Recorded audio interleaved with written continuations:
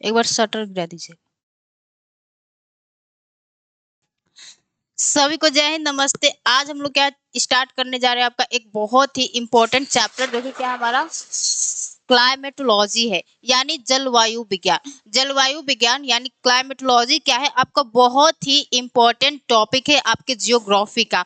क्यों? क्योंकि हमारे यहाँ अभी इस समय में यानी प्रेजेंट में क्या हो रहा है कि हमारे क्लाइमेट चेंज के कारण बहुत सी ऐसी घटनाएं हो रही है, जैसे जो आपका ग्लेशियर है, जो कि हमारे फ्रेश वाटर का क्या है, सबसे बड़ा सोर्स है। तो ग्लेशियर क्या हो रहे हैं, हमारे क्लाइमेट चेंज के कारण क्या हो रहे हैं, बहुत अधिक मतलब बहुत तेजी से क्या हो रहे हैं, मेल्ट हो रहे हैं। तो अगर हमारे पूरे पृथ्वी से ग्लेशियर समाप्त हो जाए तो क्या आपने कभी सोचा है कि क्या होगा, जो कि ग्लेशियर क्या है, आपके फ्रेश वाटर का सबसे बड़ा सोर्स है। तो उन्हीं सारी घटनाओं को जानने के लिए आज हम लोग क्या स्टार्ट करने जा रहे हैं, आपका बहुत प्यारा सा इंटरेस्टेड टॉपिक क्या है, आपका क्लाइमेटोलॉजी है। यानी क्या है, आपका जलवायु विज्ञान है। लॉजी वर्ड जहां भी दिखेगा, लॉजी का मतलब ही क्या होता है, उसके बारे में स्टडी करना। तो हम लोग किसके बारे में स्टडी करेंगे, आपके क्लाइमेट के बारे में। क्लाइमेट किसके क्लाइमेट के बारे में, तो हम लोग अपने पृथ्वी के जलवायु का अध्ययन करेंगे। तो आइए हम लोग जानते हैं कि आपके क्लाइमेटोलॉजी में यानी जलवायु विज्ञान में हम लोग कौन कौन से टॉपिक को क्या करेंगे, कवर करेंगे। तो सबसे पहले तो आपका टॉपिक क्या होने वाला है, आज का टॉपिक क्या होगा, आपने थंबनेल पर भी देख लिया होगा कि हम लोग क्या पढ़ेंगे, आपका एटमॉस्फेयर पढ़ेंगे, यानी वायुमंडल पढ़ेंगे। तो आपको क्लाइमेटोलॉजी में कौन कौन से टॉपिक्स को पढ़ना है, उसको एक बार हम लोग क्या करते हैं, देख लेते हैं, जिससे आपके एक दिमाग में क्या हो जाएगा, इमेज बन जाएगा कि हाँ हमें इस टॉपिक को पढ़ना है, फिर इसके बाद ये पढ़ना है, फिर इसके बाद ये पढ़ना है। ठीक है, तो सबसे पहले हम लोग क्या पढ़ेंगे, जो आपका फर्स्ट टॉपिक है वह क्या आपका एटमॉस्फेयर है, यानी वायुमंडल को पढ़ेंगे। फिर हम लोग वायुमंडल को पढ़ने के बाद हम लोग क्या पढ़ेंगे, आपका इंसोलेशन एंड हीट बजट, यानी सूर्य तप एवं उष्मा बजट। फिर आपका हम लोग क्या पढ़ेंगे, आपका एटमॉस्फेरिक प्रेशर, यानी वायुमंडलीय दाब, वो क्या होता है, सारी चीजें पढ़ेंगे। ठीक है, फिर क्या पढ़ेंगे, आपका एटमॉस्फेरिक प्रेशर बेल्ट, यानी वायुमंडलीय दाब पेटी, या फिर क्या आपका विंड सिस्टम।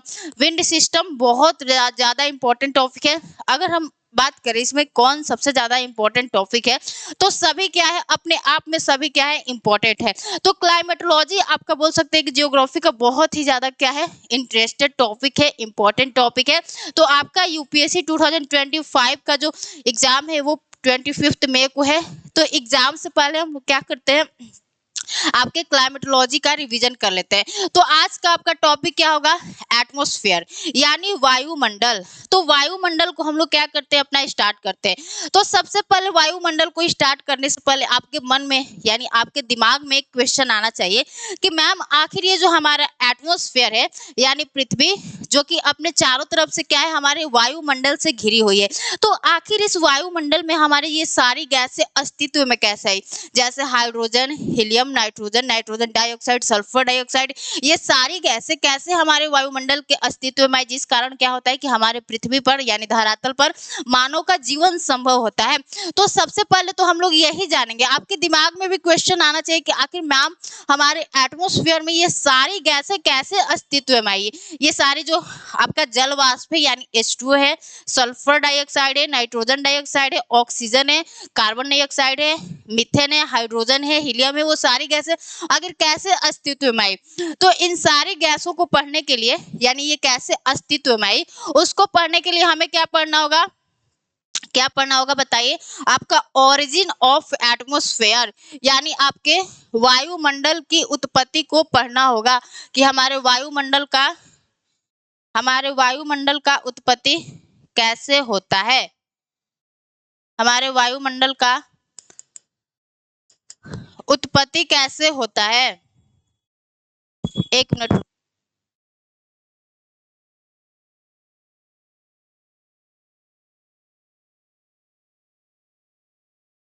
तो उसके लिए हमें क्या पढ़ना होगा, ओरिजिन ऑफ एटमॉस्फेयर, यानी वायुमंडल की उत्पत्ति कैसे होती है। तो जब हम लोग वायुमंडल की उत्पत्ति पढ़ेंगे तो हम लोग वायुमंडल के 3 चरण को देखेंगे। 3 चरण में आपका कौन सा हो जाता है, सबसे पहले हम लोग प्राइमरी एटमॉस्फेयर को देखेंगे, प्राइमरी यानी प्राथमिक वायुमंडल, जो कि हमें क्या होता है, प्राप्त नहीं होता है। फिर हम लोग क्या देखेंगे, आपका सेकेंडरी एटमॉस्फेयर यानी द्वितीयक वायुमंडल। फिर क्या देखेंगे, हमारा टर्शियरी एटमॉस्फेयर, जो कि क्या है, जो हमारा आज प्रेजेंट डे चल रहा है वही क्या आपका टर्शियरी एटमॉस्फेयर है। कैसे टर्शियरी एटमॉस्फेयर बना, सेकेंडरी एटमॉस्फेयर क्या है, प्राइमरी एटमॉस्फेयर क्या है, इन सभी को जानने के लिए हम लोग क्या जानेंगे, आपका origin of atmosphere, यानी हमारे वायुमंडल की उत्पत्ति कैसे होती है। तो वायुमंडल की उत्पत्ति पढ़ने से पहले हम आप सबको एक इंटरेस्टेड बात बता दें कि जो आपका प्राइमरी एटमॉस्फेयर है, यानी जो आपका प्राथमिक वायुमंडल है, वह क्या है, हमें प्राप्त नहीं होता है।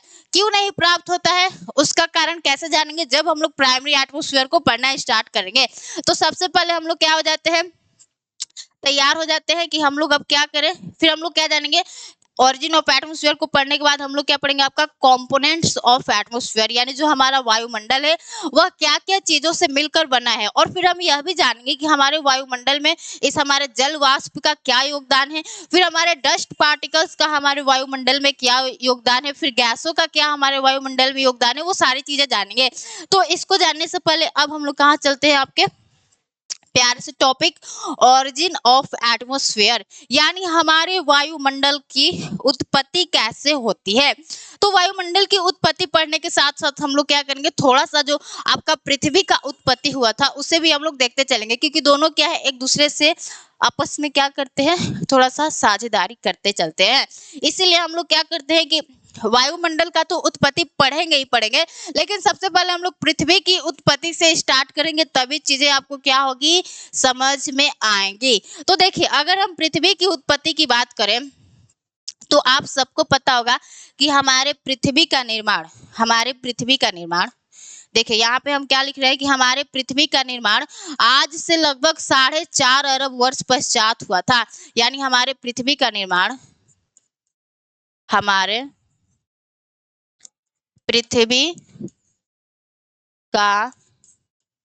निर्माण आज से लगभग कितने वर्ष पहले हुआ था। तो मैम आप लोग क्या बताओगे, मैम 4.5 अरब वर्ष पश्चात हुआ था।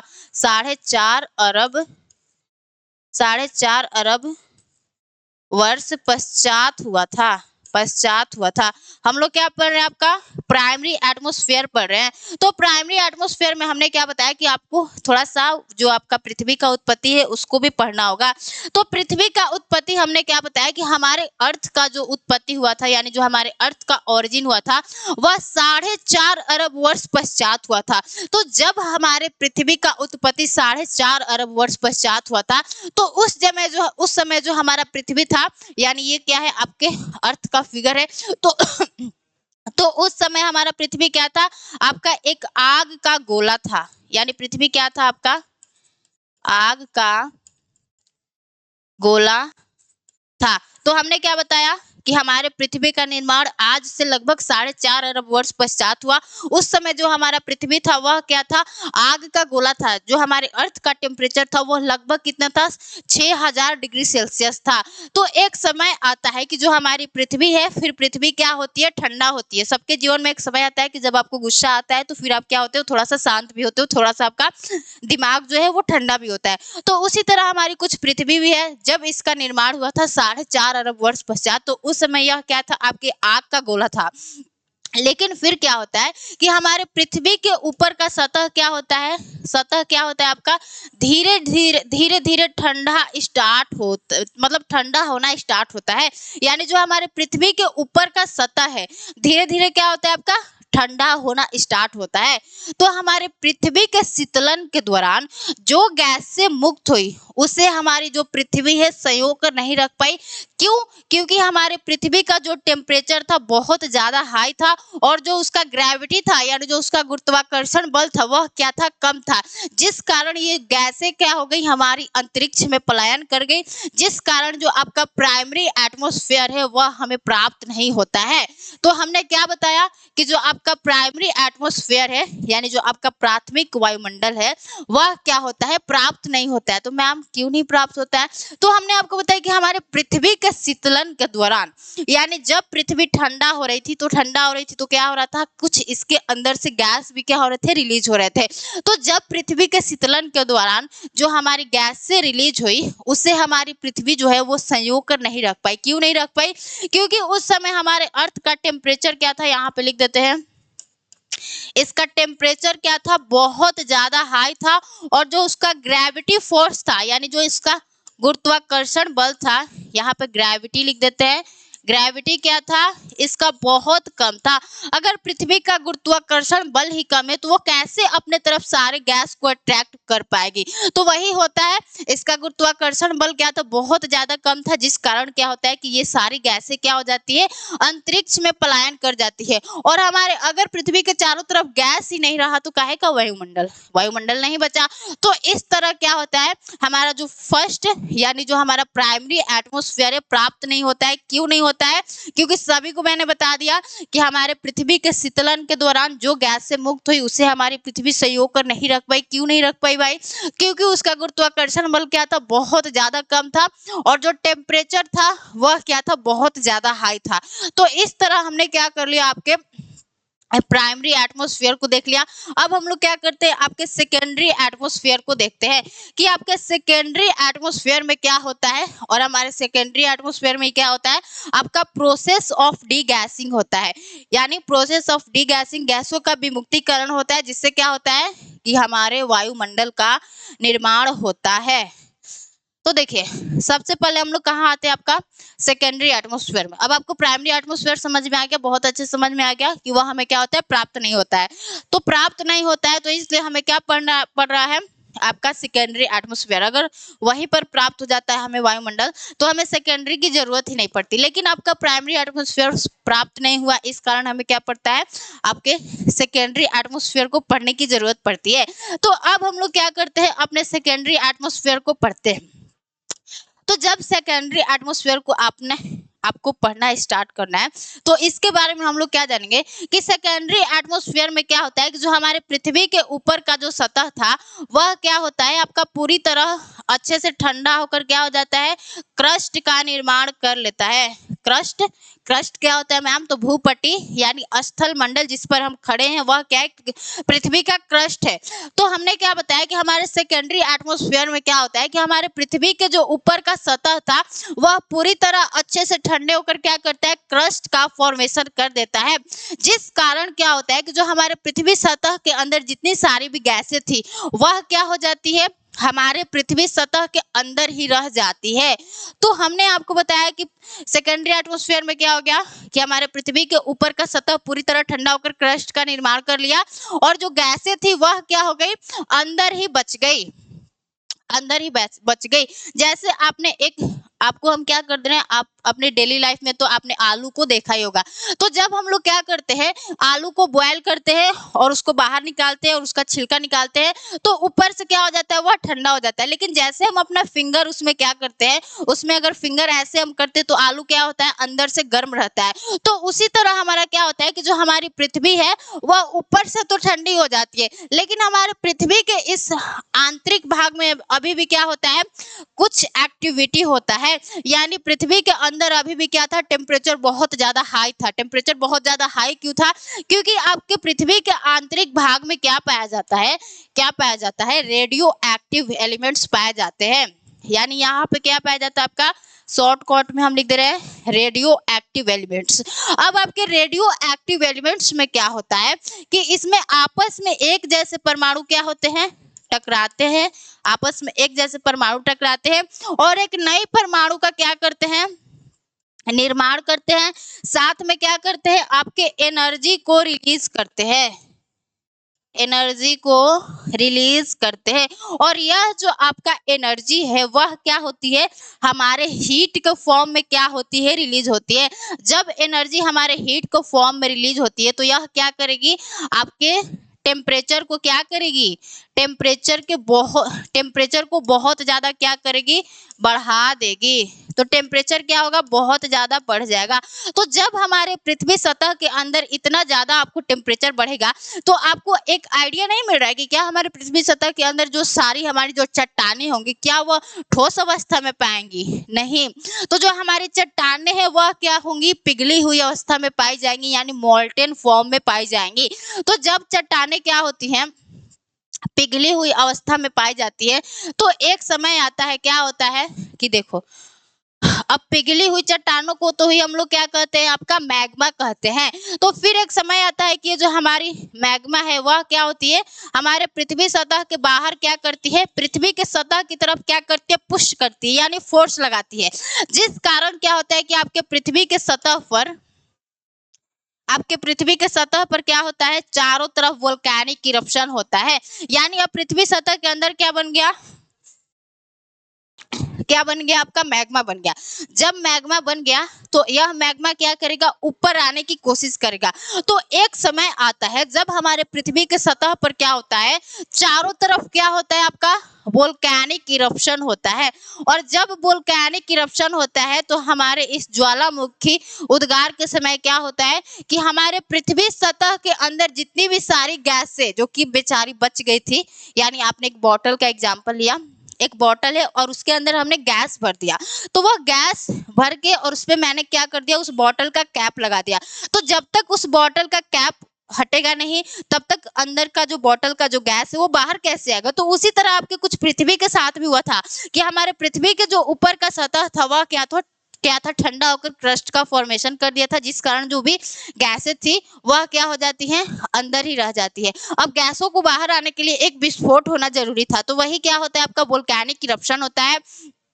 इस वोल्केनिक इरप्शन में क्या होता है कि हमारे पृथ्वी सतह के अंदर जितनी भी सारी गैसें थी वह बाहर आती है, जिससे हम लोग क्या कहते हैं, आपका प्रोसेस ऑफ डी गैसिंग कहते हैं। और इसी प्रोसेस ऑफ डी गैसिंग में क्या होता है, आपके एटमॉस्फेयर का क्या होता है, फॉर्मेशन होता है। क्योंकि ये सारी गैसें आती है और एक निश्चित हाइट पर जाकर क्या हो जाती है, रुक जाती है। अगर हम उसका इमेज लाए होंगे तो अभी आपको दिखा रहे हैं, ठीक है। देखो यहाँ पे क्या हो रहा है, हमारा वोल्केनिक इरप्शन हो रहा है। तो जब आपका वोल्केनिक इरप्शन हो रहा है तो हमारे वोल्केनिक इरप्शन के दौरान दौरान आपने देखा कि यहाँ से क्या हो रही है, इतनी सारी नाइट्रोजन, आपका H2O यानी जल वाष्प, कार्बन डाइऑक्साइड, हाइड्रोजन और हीलियम, और ये सारी गैसें क्या होती है, रिलीज होती है। तो यही क्या है, हमारे एटमॉस्फेयर का यानी वायुमंडल का निर्माण करती है। क्यों करती है, क्योंकि यह एक निश्चित हाइट पर क्या होती है, जाकर रुक जाती है। तो हम इतने सारे आपको हमने गैस का नाम बताया, लेकिन क्या हमने आपको इसमें ऑक्सीजन को दिखाया है कि हमारे वोल्केनिक इरप्शन के दौरान हमारे एटमॉस्फेयर में ऑक्सीजन भी आ जाता है, नहीं। तो आखिर ऑक्सीजन कैसे आया हमारे एटमॉस्फेयर में, जिस कारण हम जो प्यारे से मानव हैं इस धरती पर रह पा रहे हैं। तो कैसे ऑक्सीजन आया उसको जानते हैं। तो आपने ऑक्सीजन को तो नहीं देखा, लेकिन एक चीज तो आपको यहाँ पे इमेज में दिख रहा है कि क्या निकलता है हमारे वोल्केनिक इरप्शन के दौरान, आपका वाटर वेपर निकल रहा है, यानी जल वाष्प निकलता है। तो जब आपका वोल्केनिक इरप्शन होता है, ज्वालामुखी उद्गार होता है, तो उसमें सर्वाधिक मात्रा में जल वाष्प निकलता है। तो जब हमारा जल वाष्प निकलता है, जब आपका जल वाष्प निकलता है तो यह क्या करता है, हमारे पृथ्वी के चारों तरफ क्या करता है, क्लाउड्स का फॉर्मेशन करता है, यानी बादल का क्या करता है, निर्माण करता है। तो जब हमारे क्लाउड्स का फॉर्मेशन हो जाता है तो फिर क्या होता है, हमारे पृथ्वी पर यानी पृथ्वी के साथ सतह पर क्या होता है, लाखों करोड़ों सालों तक क्या होती है, आपकी वर्षा होती है। यानी लाखों करोड़ों सालों तक क्या हो गई, यहाँ पे वर्षा हो गई। और जब हमारे पृथ्वी के सतह पर लाखों करोड़ों सालों तक क्या होती है, वर्षा होती है, जिस कारण क्या होता है कि हमारे यहाँ पृथ्वी के सतह पर आपके ओशियन और सी, रिवर यानी महासागर, सागर, नदियों का क्या होता है, फॉर्मेशन होता है। तो जब आपके यहाँ पे ओशियन बन गया, यानी आपका क्या बन गया, ओशियन बन गया, कहाँ गया इमेज, यहाँ पे आपका क्या बन गया, H2O, जो कि क्लाउड्स का फॉर्मेशन कर रहा है। आपने इमेज में भी देखा कि ये जो H2O है फिर क्या कर लेता है, आपके क्लाउड्स का फॉर्मेशन कर लेता है, यानी बादल का निर्माण करता है। फिर यही क्या कराता है, आपका वर्षा करा रहा है। तो यहाँ पर हमारा नीचे क्या बन जा रहा है, ओशियन बन जा रहा है। तो जब आपका ओशियन बन गया, यानी जब आपका ओशियन बन गया, यहाँ पे हम क्या लिख रहे हैं, आपका ओशियन। तो जब आपका ओशियन बन गया तो हमारे ओशियन में आपका फर्स्ट ऑर्गेनिज्म पाया गया, जिसका नाम क्या था, साइनोबैक्टीरिया। साइनोबैक्टीरिया उसका क्या है, जो आपका समुद्री जीव है, साइनोबैक्टीरिया। ये जो आपका साइनोबैक्टीरिया है इसमें क्या पाया जाता है, आपका क्लोरोप्लास्ट पाया जाता है। और आपको पता होगा कि जिस भी जंतुओं में, जिस भी पेड़ पौधों में क्या पाया जाता है, जंतुओं नहीं, पेड़ पौधों में क्या पाया जाता है, आपका ऑर्गेनिज्म में भी क्या पाया जाता है, क्लोरोप्लास्ट पाया जाता है। तो वह क्या करते हैं, हमारे सूर्य की प्रकाश की उपस्थिति में क्या करते हैं, फोटोसिंथेसिस द्वारा यानी प्रकाश संश्लेषण की प्रक्रिया द्वारा क्या करते हैं, अभी समझा रहे हैं, ठीक है। तो इसमें क्या करता है, मतलब क्या पाया जाता है, आपका क्लोरोप्लास्ट पाया जाता है, क्लोरोप्लास्ट पाया जाता है, ठीक है। तो जब इसमें क्लोरोप्लास्ट पाया जाता है तो यह क्या करता है, अब प्रकाश संश्लेषण की प्रक्रिया करता है, यानी 6CO2 plus 6H2O equal to C6H12O6 plus क्या निकलता है, आपका ऑक्सीजन का उत्सर्जन होता है। तो इस तरह क्या होता है, हमारे एटमॉस्फेयर में क्या होता है, एक जीव के जरिए जो कि अपना भोजन बनाने के दौरान उसने जो ऑक्सीजन को क्या किया, उसने क्या किया, उत्सर्जित किया, उसी से क्या होता है, हमारे एटमॉस्फेयर में क्या आता है, आपका ऑक्सीजन आता है।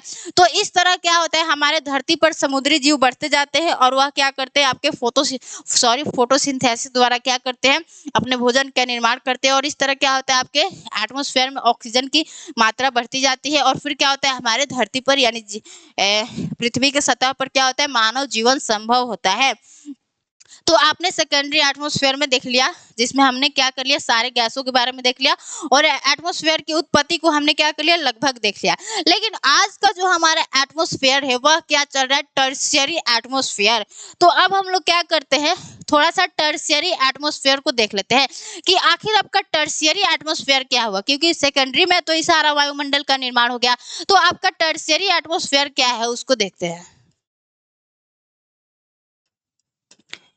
टर्शियरी एटमॉस्फेयर, तो आपके टर्शियरी एटमॉस्फेयर में क्या होता है, देखिए अब हमारे वायुमंडल का तो निर्माण हो गया, लेकिन हम मानव इतने दुष्ट हैं कि हमने क्या किया, अपने मतलब बोल सकते हैं कि आराम के लिए, सुविधा के लिए हमने क्या किया, इतने सारे इलेक्ट्रॉनिक चीजों का इस्तेमाल किया, जैसे फ्रिज हो गया, रेफ्रिजरेटर हो गया, एसी हो गया, इन सारे से हमने क्या किया, अपने अर्थ के सरफेस पे यानी वायुमंडल में इतने सारे हमने क्या कर दिया, ग्रीन हाउस गैसों का क्या कर दिया, उत्सर्जन कर दिया है, जिस कारण क्या हो रहा है कि हमारे पृथ्वी का जो टेम्परेचर है वह क्या हो गया है, ज्यादा बढ़ता जा रहा है। उसी को हम लोग क्या कहते हैं, ग्लोबल वार्मिंग कहते हैं। यानी जब आपके अर्थ का टेम्परेचर जब बहुत ज्यादा बढ़ता है उसी को हम लोग क्या कहते हैं, ग्लोबल वार्मिंग कहते हैं। तो आपको पता होगा कि हमारे जो CFC होता है यानी क्लोरोफ्लोरोकार्बन होता है, फिर आपका जो CO2 होता है और फिर जो आपका मीथेन होता है, ये सारी गैसें क्या है, हमारी ग्रीन हाउस गैस है। और जो आपकी ग्रीन हाउस गैसें होती हैं वह क्या करती है, ग्रीन हाउस गैस यह क्या करती है, हमारे अर्थ के टेम्परेचर को क्या करती है, बहुत ज़्यादा बढ़ा देती है, जिस कारण क्या हो रहा है, हमें ग्लोबल वार्मिंग जैसी समस्याओं का सामना करना पड़ रहा है। तो यही क्या है, आपका टर्शियरी एटमॉस्फेयर, यानी जैसा हमें एटमॉस्फेयर सेकेंडरी एटमॉस्फेयर मिला था वह अब नहीं रहा है। क्यों नहीं रहा है, क्योंकि हमने अपने एटमॉस्फेयर में इतने सारे ग्रीन हाउस गैसों का उत्सर्जन किया है, जिस कारण क्या हुआ है कि हमारे अर्थ में यानी अर्थ के सरफेस पे क्या हुआ है, आपका जो अर्थ का सरफेस है वह उसका जो टेम्परेचर है वो बहुत ज्यादा बढ़ गया है, उसी से क्या हो रहा है, आपका ग्लोबल वार्मिंग हो रहा है। तो यही क्या है, आपका टर्शियरी एटमॉस्फेयर है। तो उम्मीद करते हैं कि जो आपका ओरिजिन ऑफ एटमॉस्फेयर है वह आपको समझ में आ गया होगा कि आखिर हमने वायुमंडल की उत्पत्ति में देखा कि ये सारी गैसें जो होती है वो हमारे गैसें वायुमंडल में अस्तित्व में कैसे आई, तो उसी को हमने देखा। तो हमने ओरिजिन ऑफ एटमॉस्फेयर देख लिया। अब हम लोग देख लेते हैं हमारा कंपोनेंट्स ऑफ एटमॉस्फेयर, यानी जो हमारा वायुमंडल है, यानी जो हमारा वायुमंडल है उसमें क्या क्या चीजें पाई जाती हैं, यानी वो क्या क्या चीजों से मिलकर बना है। तो सबसे पहले तो हमने क्या लिखा है, हमारे एटमॉस्फेयर में क्या पाया जाता है, गैस पाया जाता है। तो जो आपका गैस पाया जाता है, यह गैस भी आपके एटमॉस्फेयर में दो तरह से पाया जाता है। एक गैस आपका कांस्टेंट गैस होता है जो कि नहीं बदलता है, और एक गैस क्या होता है, वेरिएबल गैस होता है। वेरिएबल नाम सुन के पता चल रहा है जो बदल जाता है, ठीक है। फिर हम लोग क्या देखेंगे, आपका वाटर वेपर देखेंगे, यानी जल वाष्प देखेंगे। जल वाष्प का क्या योगदान है हमारे एटमॉस्फेयर में उसको देखेंगे। फिर हम लोग क्या देखेंगे, आपका डस्ट पार्टिकल्स को देखेंगे कि जो धूल कण होते हैं उसका हमारे एटमॉस्फेयर में क्या योगदान है उसको भी देखेंगे। तो सबसे पहले हम लोग क्या करते हैं, अपने कंपोनेंट्स ऑफ एटमॉस्फेयर में सबसे पहले हम लोग क्या करते हैं, आपके गैस को देखते हैं। गैस, तो यहाँ पे हम लोग क्या लिख लेते हैं, गैस। तो हमने क्या बताया कि आपके गैस में भी कितने तरह के हम लोग पढ़ेंगे, गैस 2 तरह के पढ़ेंगे। एक तो आपका कौन सा होगा, कांस्टेंट गैस, और एक कौन सा होगा आपका वेरिएबल गैस। तो यहाँ पे लिख देते हैं constant and variable, constant and आपका वेरिएबल गैस, वेरिएबल गैस, ठीक है। कांस्टेंट एंड वेरिएबल गैस, तो ये कांस्टेंट एंड वेरिएबल गैस का क्या मसला है उसको देख लेते हैं। एक मिनट, उसको देख लेते हैं, ठीक है। चलो यहाँ पे हमने इसको कर लिया, अब ये यहीं पे शांति से रहेगा। अब हम लोग क्या देखते हैं, आपका कांस्टेंट गैस क्या होता है। तो देखिए, कांस्टेंट गैस समझने के लिए थोड़ा सा हमें डायग्राम बनाना पड़ेगा, तभी आपको चीजें क्या होंगी, समझ में आएंगी। कांस्टेंट गैस, तो ये कांस्टेंट गैस क्या होता है उसको समझ लेते हैं। तो देखिए, थोड़ा सा हम लोग क्या करते हैं, एक डायग्राम बनाते हैं, फिर आपको चीजें बहुत अच्छे से समझ में आ जाएंगी। यह क्या होगी हमारा, यह हो गई हमारी पृथ्वी, जो कि क्या है, अपने चारों तरफ से क्या है, वायुमंडल से क्या है, घिरी हुई है। पृथ्वी जो कि क्या है, अपने चारों तरफ से वायुमंडल से घिरी हुई है। और आपके पृथ्वी के यानी यहाँ पर क्या हो गया, 0 यानी इक्वेटर हो गया, और यहाँ पे यहाँ पे 90 डिग्री नॉर्थ, और ये क्या हो गया आपका 90 डिग्री साउथ हो गया। तो हमने क्या बताया कि हम आपको कांस्टेंट गैस बता रहे हैं, यानी कांस्टेंट का मतलब ही पता चला है जो नहीं बदलता है। तो हमने क्या बताया कि गैसों की ऐसी मात्रा यानी ऐसा परसेंटेज जो कि क्या होता है कि हमारे पृथ्वी के 80 किलोमीटर की हाइट पर, यानी पृथ्वी के 80 किलोमीटर की हाइट पर क्या होता है, जो उसका परसेंटेज है वह क्या होता है, चेंज नहीं होता है। यानी आप कहाँ चल जाओ, आप अगर इक्वेटर पर चले जाओ यानी विषुवत रेखा पर चले जाओ, या आप कहाँ चले जाओ, पोलर रीजन में चले जाओ यानी ध्रुवीय क्षेत्रों में चले जाओ, तब भी जो आपका जैसे गैस कौन सा हो गया, जो नाइट्रोजन है, यानी जो आपका नाइट्रोजन है, देखिए जो आपका नाइट्रोजन है वह कितना देखने को मिलेगा आपको, 78.08% ही देखने को मिलेगा। ये नहीं कि हम क्या हो रहे हैं, हम अगर विषुवत रेखा पे जा रहे हैं तो जो आपका नाइट्रोजन की जो मात्रा है वह घट गई, और ध्रुवीय रीजन में जा रहे हैं तो वहां पे नाइट्रोजन की मात्रा क्या हो गई, घट गई। नहीं, ऐसा कुछ नहीं होगा। जो नाइट्रोजन का मात्रा है, और फिर क्या हो जाता है आपका ऑक्सीजन होता है जो कि 21% पाया जाता है, फिर क्या होता है आपका आर्गन होता है 0.93% पाया जाता है। तो ये ऐसी गैसें हैं जो कि क्या होती है कि हमारे पृथ्वी सतह से 80 किलोमीटर की ऊंचाई पर भी क्या होता है, इनके परसेंटेज में क्या होता है, चेंज देखने को नहीं मिलता है। तो ये गैसें हमारी कैसी हो गई, ये गैसें आपकी कैसी हो गई, कांस्टेंट गैस हो गई। पता चल गया कि हमारे पृथ्वी सतह से 80 किलोमीटर की ऊंचाई पर गैसों का ऐसा अनुपात जो कि नहीं बदलता रहता है, उसे हम लोग क्या कहते हैं, आपका कांस्टेंट गैस कहते हैं। अब आपके कांस्टेंट गैस में कौन सी गैसें आ रही है मैम, तो हमारा नाइट्रोजन आ रहा है, और ऑक्सीजन आ रहा है, और आर्गन आ रहा है। अब हम लोग क्या करते हैं, अपने वेरिएबल गैस को देखते हैं कि आखिर आपका वेरिएबल गैस क्या होता है। चलो इसको हमने यहाँ पे कर लिया, आपका वेरिएबल गैस क्या होता है, डन। चलो सबको समझ में आ रहा है। जो क्लास का पीडीएफ है वह आपको the learning place by Sonam ma'am पर मिल जाएगा, ठीक है। तो देखिए अब हम लोग क्या करते हैं, आपके वेरिएबल गैस को देखते हैं। तो आपका सेकंड क्या हो गया, वेरिएबल गैस,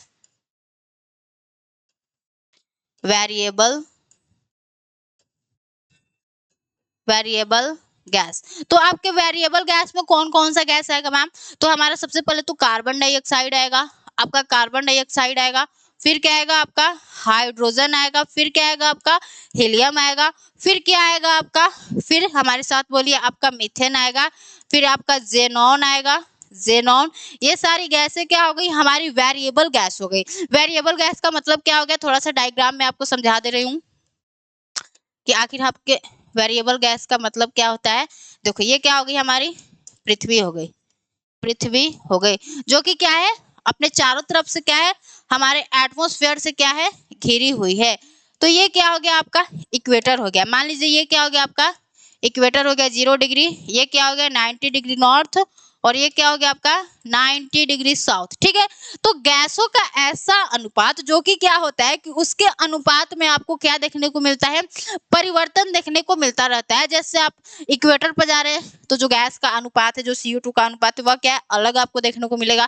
मतलब पृथ्वी के सतह पर अगर आप 80 किलोमीटर की ऊंचाई पर जाते हैं तो इन गैसों का अनुपात क्या होता है, यानी जो परसेंटेज होता है वह क्या होता है, आपको बदलता हुआ नजर आएगा। उसी को हम लोग क्या कहते हैं, आपका वेरिएबल गैस कहते हैं। तो वो ज्यादा जरूरी नहीं है। सबसे पहले हम लोग क्या जानते हैं कि ये जो आपका CO2 है, यानी जो आपका कार्बन डाइऑक्साइड है, इसे हम लोग ग्रीन हाउस गैस कहते हैं। यानी जो आपका CO2 है, इसे हम लोग क्या कहते हैं, यहाँ पे लिख लीजिए आपका, इससे हम लोग ग्रीन हाउस गैस कहते हैं। इसे हम लोग क्या कहते हैं, ग्रीन हाउस गैस कहते हैं। तो इसे ग्रीन हाउस गैस क्यों कहते हैं, उसे भी समझ लेते हैं कि आखिर CO2 को ही हम लोग क्यों ग्रीन हाउस गैस कहते हैं। थोड़ा सा इसके बारे में मैम समझा दो तो अच्छे से चीजें क्या हो जाएंगी, समझ में आ जाएंगी। तो देखिए, आखिर जो आपका CO2 है, इससे हम लोग ग्रीन हाउस गैस क्यों कहते हैं। तो सबसे पहले तो हम आपसे एक बेसिक सा क्वेश्चन पूछते हैं कि आपके पृथ्वी का औसत तापमान कितना होता है। तो सभी लोगों को पता होगा लगभग कि हमारे पृथ्वी का जो औसत तापमान होता है वह कितना होता है, आपका 15 डिग्री सेल्सियस होता है। तो यहाँ पे हम लोग क्या लिख रहे हैं, अर्थ टेम्परेचर एवरेज। एवरेज कितना होता है, कितना होता है, तो आपका 15 डिग्री सेल्सियस होता है, 15 डिग्री सेल्सियस होता है। और अगर आपके वायुमंडल से क्या कर दे, हम लोग CO2 को हटा दे, विदाउट CO2 अर्थ टेम्परेचर कितना होगा, तो -18 डिग्री सेल्सियस हो जाएगा। यानी अगर आपके वायुमंडल में CO2 नहीं होगा, यानी कार्बन डाइऑक्साइड नहीं होगा, तो जो हमारा अर्थ का टेम्परेचर है वो माइनस में चला जाएगा। क्यों चला जाएगा उसे भी देखते हैं। तो विदाउट CO2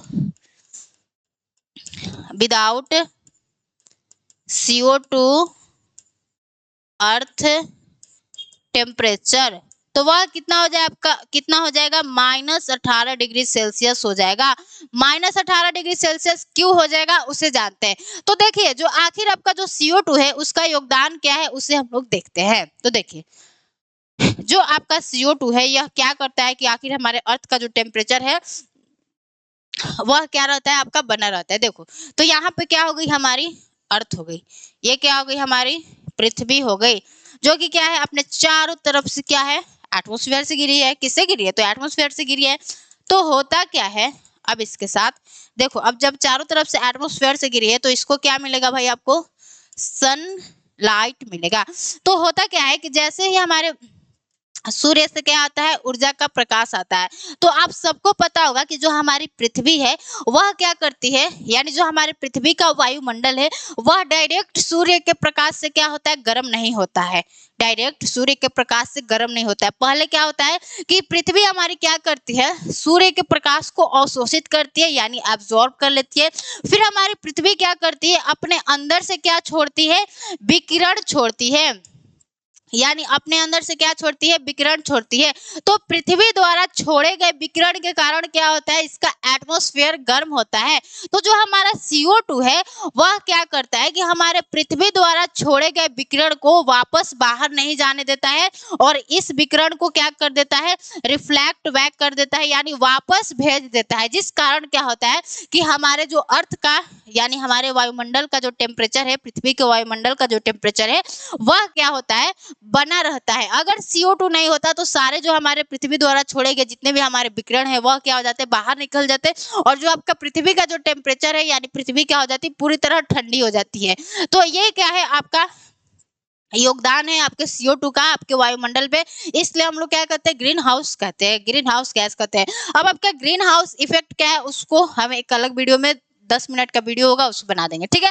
तो आपको ये सारी गैसें समझ में आ गई कि हमारे गैसों का आपके एटमॉस्फेयर में क्या योगदान है, उसको हमने देख लिया। अब हम लोग क्या चलते हैं आपके जल वाष्प पर, कि आखिर हमारे जो जल वाष्प है, जिससे हमें क्या पढ़ना है, कंपोनेंट्स ऑफ एटमॉस्फेयर में पढ़ना है, यानी वायुमंडल के संगठन में पढ़ना है। तो आखिर आपके जल वाष्प का क्या योगदान रहता है हमारे एटमॉस्फेयर में। यहाँ पे क्या आपका, चलो यहाँ पे क्या अब हम लोग लिख लेते हैं, आपका जल वाष्प यानी वाटर वेपर,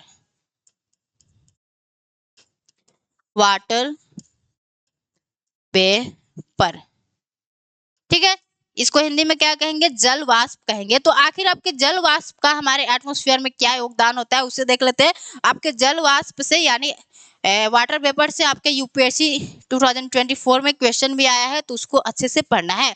तो देखिए जो आपका वाटर वेपर होता है यानी जो जल वाष्प होता है, यह हमारे वायुमंडल में उपस्थित ऐसा परिवर्तनशील गैस है, यानी हमने क्या कहा, यह हमारे वायुमंडल में उपस्थित ऐसा परिवर्तनशील गैस है। सबसे पहले तो एक हमने क्या वर्ड बताया आपको कि यह क्या है, एक तरह का परिवर्तनशील गैस है, जो कि क्या होता है कि हमारे ऊंचाई के साथ क्या होता है, आपका घटता जाता है। यानी जैसे जैसे हम लोग हाइट पर जाएंगे वैसे वैसे आपका जो वाटर वेपर है यानी जो आपका जल वाष्प है वह क्या होगा, घटता जाएगा।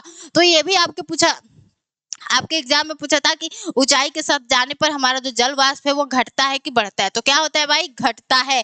तो ये भी आपका पूछा था कि यह एक गैस है कि क्या है, तो सबको पता चल गया कि यह हमारा जो जल वाष्प है यह हमारे वायुमंडल में उपस्थित ऐसा परिवर्तनशील गैस है जो कि ऊंचाई के साथ क्या होता है, घटता जाता है। और यह एक इसकी खासियत क्या है कि इसे हम लोग ब्लैंकेट ऑफ द अर्थ कहते हैं। यानी जो आपका वाटर वेपर है इसे हम लोग क्या कहते हैं, आपका ब्लैंकेट ऑफ द अर्थ कहते हैं। यानी इसे हम लोग अर्थ का कंबल कहते हैं। तो अर्थ का कंबल क्यों कहते हैं उसे भी समझ लेते हैं। आखिर हमारे वाटर वेपर को हम लोग अर्थ का कंबल क्यों कहते हैं, देखिए। तो आपका जल वाष्प करता क्या है, मान लीजिए ये क्या हो गया, हमारा पृथ्वी का सतह हो गया, और यहाँ पर क्या है, बहुत छोटे छोटे क्या है, आपके जल वाष्प है, जल वाष्प है, ठीक है। तो जल वाष्प क्या करता है कि यह सूर्य से आने वाली यानी जो आपका जल वाष्प है यह क्या करता है, यह सूर्य से आने वाली ऊर्जा को क्या कर लेता है, अवशोषित कर लेता है। यानी सूर्य से जब कुछ ऊर्जा आती है तो जो जल वाष्प हमारे एटमॉस्फेयर में मौजूद है वह क्या कर लेते हैं, सूर्य की कुछ ऊर्जा को अपने पास रख लेते हैं, जिस कारण क्या होता है कि जो हमारा पृथ्वी है वह ज्यादा गर्म नहीं हो पाता है। और फिर आपका वाटर वेपर क्या करता है कि सबसे पहले तो इसने क्या किया कि सूर्य से आने वाली ऊर्जा को इसने अवशोषित कर लिया, और यह क्या करता है, आपके पृथ्वी द्वारा छोड़े गए ऊर्जा को क्या कर लेता है, यानी पृथ्वी द्वारा छोड़े गए ऊर्जा को क्या कर लेता है, संग्रहित कर लेता है। यानी संग्रहित कर लेता है, ठीक है। तो हमने क्या बताया, फिर से हम लोग समझते हैं कि आखिर हमारे वाटर वेपर को हम लोग ब्लैंकेट ऑफ द अर्थ क्यों कहते हैं। तो मैम हमने क्या बताया कि जो आपका वाटर वेपर होता है यह क्या करता है, आपके सूर्य से आने वाली ऊर्जा को कुछ क्या कर लेता है, अवशोषित कर लेता है, जिस कारण क्या होता है कि जो आपका पृथ्वी का वायुमंडल है वो ज्यादा गर्म नहीं हो पाता है। और फिर क्या होता है कि जैसे हमारी जो पृथ्वी है वह विकिरण छोड़ती है, तो पृथ्वी द्वारा छोड़े गए विकिरण को क्या कर लेता है, संग्रहित कर लेता है, जिस कारण क्या होता है कि हमारी पृथ्वी पूरी तरह ठंडा नहीं हो पाती है। तो इस तरह यह क्या करता है, ना तो हमारे पृथ्वी को ज्यादा गर्म होने देता है, ना हमारे पृथ्वी को ज्यादा ठंडा होने देता है। इसीलिए हम लोग क्या कहते हैं, इसे ब्लैंकेट ऑफ द अर्थ कहते हैं। समझ में आ गया। चलो तो अब हम लोग क्या करते हैं, अपने डस्ट पार्टिकल्स पर आते हैं कि आखिर हमारे डस्ट पार्टिकल्स को यहीं पे समझा देते हैं, ठीक है, कि आखिर हमारे वायुमंडल में यानी हमारे एटमॉस्फेयर में आपके डस्ट पार्टिकल्स का क्या योगदान है। तो देखिए आपका डस्ट पार्टिकल है तो ही हमारे धरातल पर क्या होता है, वर्षा होता है। मैम डस्ट पार्टिकल से कैसे वर्षा होता है, थोड़ा सा समझा दीजिए। तो हमने क्या कहा कि मान लीजिए होता क्या है कि ये आपका क्या हो गया, इक्वेटर हो गया, और ये 5 डिग्री नॉर्थ हो गया, और ये 5 डिग्री साउथ हो गया। तो आप सबको पता है, हम अभी समझाने के लिए बता रहे हैं, आप सबको पता है कि आपके इक्वेटर पर क्या होता है, यानी आपके विषुवत रेखा पर क्या होता है, सूर्य की लंबी किरणें पड़ती है, यानी लंबवत किरणें पड़ती है, जिस कारण क्या होता है कि वहां का क्षेत्र गर्म रहता है। तो होता क्या है कि जैसे हमारी सूर्य की किरणें लंबवत पड़ती है तो जो वहां की आसपास की हवाएं होती है वो भी क्या होती है, गर्म होकर ऊपर उठती है, क्योंकि गर्म हवाएं हल्की होती है, और गर्म हवाएं हल्की होकर क्या होती है, ऊपर की तरफ उठती है। और जैसे जो हमारी गर्म हवाएं ऊपर की तरफ उठती है तो अपने साथ क्या लेकर जाती है, डस्ट पार्टिकल्स को भी क्या लेकर जाती है, साथ लेकर जाती है। तो ये हवाएं क्या करती है, अपने साथ में ऊपर डस्ट पार्टिकल्स को लेकर जाती है। और सबको पता होगा कि अगर हम लोग 1 किलोमीटर की ऊंचाई पर जाते हैं तो आपका 6.5 डिग्री सेल्सियस टेम्परेचर क्या होता है, डिक्रीज होता है। यानी अगर 1 किलोमीटर की ऊंचाई पर आप जाते हो पृथ्वी सतह से तो आपका 6.5 डिग्री सेल्सियस टेम्परेचर क्या होगा, डिक्रीज होगा। सबको पता चल गया। तो एक समय आता है कि जब यह क्या होता है, डस्ट पार्टिकल एक ऊंचाई पर चला जाता है, फिर ऊंचाई पर जाने के बाद क्या होता है, इसका संघनन स्टार्ट हो जाता है। और जब इसका संघनन स्टार्ट हो जाता है तो जो ये हमारे डस्ट पार्टिकल से हमारे वायुमंडल में उपस्थित आर्द्रता ग्राही की तरह काम करते हैं। सबसे पहले हमने क्या बताया कि जो आपके डस्ट पार्टिकल है यह हमारे वायुमंडल में उपस्थित आर्द्रता ग्राही की तरह काम करते हैं। यानी ये क्या हो गया, आपका डस्ट पार्टिकल हो गया। और ये डस्ट पार्टिकल हो गया तो इसके चारों तरफ क्या हो जाता है, हमारा जल संघनित हो जाता है और क्या करता है, क्लाउड्स का फॉर्मेशन करता है। तो हमने आपको क्या बताया कि जो आपका डस्ट पार्टिकल है वह हमारे वायुमंडल में उपस्थित आर्द्रता ग्राही की तरह काम करता है। यहाँ पे लिख लीजिए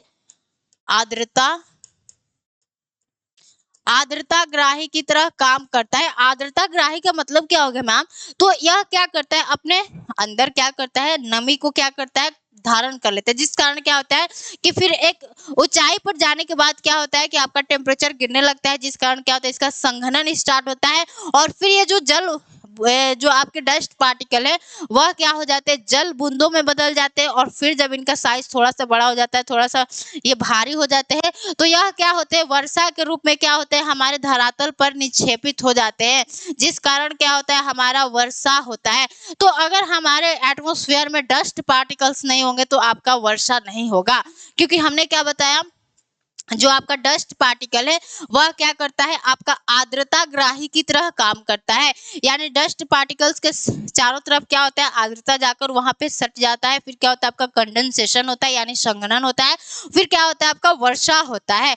तो ये योगदान है हमारे डस्ट पार्टिकल का हमारे एटमॉस्फेयर में। तो हमने कंपोनेंट्स ऑफ एटमॉस्फेयर को देख लिया। अब हम लोग क्या देखते हैं, अपने लेयर ऑफ एटमॉस्फेयर, कि आखिर हमारे एटमॉस्फेयर के कितने लेयर पाए जाते हैं उसको देखते हैं। ठीक है, तो देखिए लेयर ऑफ एटमॉस्फेयर में आपको ये दिख रहा है कि क्या है भाई, सबसे पहले क्या है, थोड़ा सा इसको ऊपर करें। सबसे क्या पाया जाता है आपका, सबसे पहले जो सबसे निचला परत होता है वह क्या होता है, आपका ट्रोपोस्फेयर होता है। इसमें समझ में नहीं आ रहा है तो कोई बात नहीं, हम इसका डायग्राम अलग से बनाएंगे। ठीक है, सबसे पहला आपका जो पृथ्वी सतह का जो सबसे निचला जो मतलब वायुमंडल का जो सबसे निचला परत होता है वह क्या होता है, आपका ट्रोपोस्फेयर होता है। फिर क्या होता है आपका स्ट्रेटोस्फेयर, फिर क्या होता है मेसोस्फेयर, फिर हमारा थर्मोस्फेयर होता है। फिर हम लोग थर्मोस्फेयर को दो भागों में बांटते हैं, एक्सोस्फेयर एंड एनोस्फेयर। ठीक है, तो इस डायग्राम में आपको समझ में आ रहा है कि नहीं आ रहा है मुझे तो अभी नहीं पता चल रहा है, लेकिन हम क्या करें, आपको एक अलग से लेयर ऑफ एटमॉस्फेयर का डायग्राम बना दे रहे हैं। ठीक है, और इसमें सारी चीजों को हम अच्छे से समझा देंगे। तो देखिए सबसे पहले थोड़ा सा डायग्राम बनाने में आपको टाइम लगेगा, आपको नहीं लगेगा, मुझे लगेगा। तो यहाँ पे सबसे पहले लिख लेते हैं लेयर ऑफ एटमॉस्फेयर, शॉर्टकट में लेयर ऑफ एटमॉस्फेयर। ये क्या हो गई, हमारी पृथ्वी की सतह हो गई, ये आपका अर्थ सरफेस हो गया, अर्थ सरफेस हो गया। ठीक है, फिर हमने क्या बताया कि आपका वायुमंडल का सबसे निचला परत क्या होता है, आपका ट्रोपोस्फेयर होता है यानी क्षोभ मंडल होता है। तो यहाँ पे हम लोग क्या बनाते हैं, वायुमंडल का सबसे निचला परत आपका ट्रोपोस्फेयर। फिर हमारा क्या आता है, आपका स्ट्रेटोस्फेयर यानी समताप मंडल। फिर क्या आता है आपका मेसोस्फेयर यानी मध्य मंडल, मध्य मंडल। फिर क्या आता है आपका थर्मोस्फेयर। तो देखिए यहाँ पे हम लोग पहले लिख लेते हैं। सबसे पहले हमारा क्या आता है, आपका ट्रोपोस्फेयर यानी क्षोभ मंडल, ट्रोपोस्फेयर, इसे हिंदी में क्या कहते हैं, आपका क्षोभ मंडल कहते हैं। इन सारे के बारे में अभी डिटेल में समझेंगे। ठीक है, फिर क्या आता है आपका स्ट्रेटोस्फेयर, स्ट्रेटोस्फेयर। फिर आपका क्या आता है मेसोस्फेयर, मेसोस्फेयर। फिर आपका थर्मोस्फेयर, थर्मोस्फेयर। फिर हम लोग थर्मोस्फेयर को क्या करते हैं, दो भाग में डिवाइड करते हैं, यानी 2 पार्ट्स में इसका हम लोग अगर डिवाइड करेंगे, इसको हम लोग बांटेंगे। तो पहला हमने क्या बताया आपको, सबसे पहले तो एक्सोस्फीयर को पढ़ना होगा, एक्सोस्फीयर। फिर देन हम लोग क्या पढ़ेंगे आपका, उसके बाद आपका आयनोस्फीयर को पढ़ेंगे, आयनोस्फीयर। ठीक है, तो ये क्या हो गया, हमारा लेयर ऑफ एटमॉस्फेयर हो गया। यानी हमारे वायुमंडल का सबसे निचला परत क्या होता है आपका, ट्रोपोस्फीयर होता है, इसको हिंदी में क्षोभ मंडल कहते हैं। फिर उस ट्रोपोस्फीयर के बाद हमारा क्या आता है आपका, स्ट्रेटोस्फीयर आता है, यानी समताप मंडल आता है। फिर मेसोस्फीयर यानी मध्य मंडल। फिर हमारा थर्मोस्फीयर, थर्मोस्फीयर को फिर हम लोग दो भागों में बांटते हैं, एक्सोस्फीयर एंड एनोस्फीयर। तो अब हम लोग क्या करते हैं, थोड़ा सा यहाँ पे हम आपको एक टेम्परेचर के बारे में थोड़ा सा बात बता दे रहे, पूरा डायग्राम बना ले रहे, ठीक है।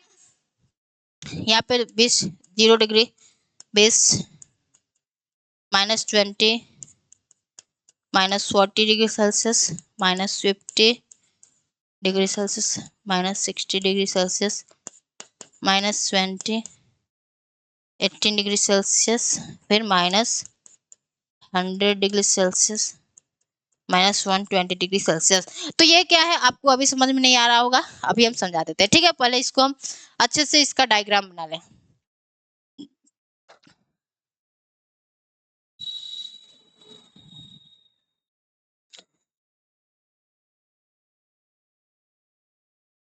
तो देखिए अब हम लोग क्या करते हैं, अपने ट्रोपोस्फीयर के बारे में पढ़ना स्टार्ट करते हैं, यानी क्षोभ मंडल के बारे में पढ़ना स्टार्ट करते हैं।